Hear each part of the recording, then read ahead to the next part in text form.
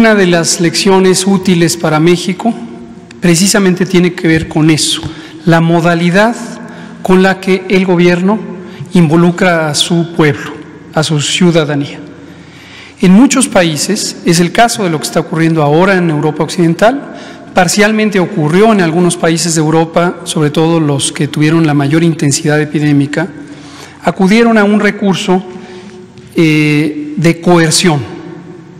Establecieron acciones quizá administrativas, mayormente en Europa, para restringir la movilidad de las personas. Decretaron suspensiones de servicios, incluso con el uso de la fuerza pública, con la policía, por ejemplo, local, persuadían a las personas o le obligaban a las personas a no deambular en el espacio público.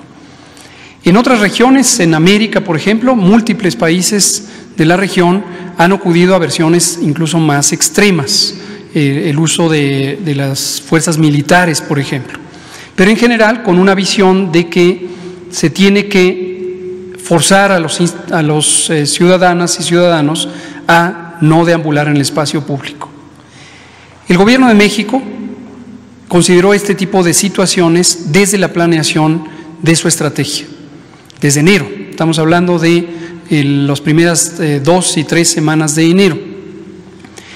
Y considerando la historia de México, la realidad social y económica de México, la historia reciente, y hemos dicho abiertamente y enfáticamente, la muy lamentable historia de abuso de la fuerza pública, del uso de la fuerza pública en México en décadas recientes, violaciones de los derechos humanos, consideramos que era sumamente inconveniente y además peligroso el tener un abordaje restrictivo, coercitivo del control epidémico.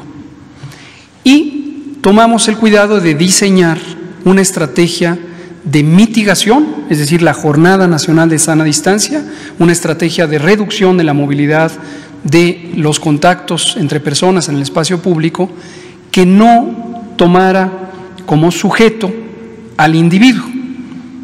Parece un elemento técnico, a veces poco claro, pero lo hemos intentado destacar. Hay una gran diferencia entre responsabilizar a las personas del control epidémico y vincular a las personas a ser parte de la solución.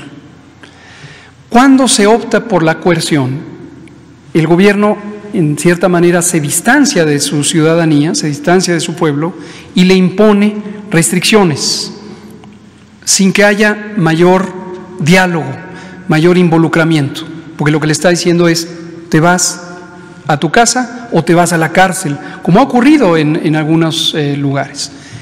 En nuestro caso fue distinto. En nuestro caso, lo que dijimos, por esas consideraciones, tenemos un país con enorme desigualdad económica, tenemos la mitad de la población viviendo en condiciones de pobreza, viviendo al día, y también enorme desigualdad en otros sentidos.